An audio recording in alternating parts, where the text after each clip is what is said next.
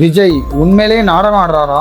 விஜய் சொல்ற மாதிரி டிஎம்கே டிவிகேயை முழுக்க முழுக்க எதிர்த்துக்கிட்டு இருக்காங்களா? இல்ல அப்படி ஒரு போலி கட்டமைப்பை நம்ம கிட்ட உருவாக்குறாரா அந்த விஜய்?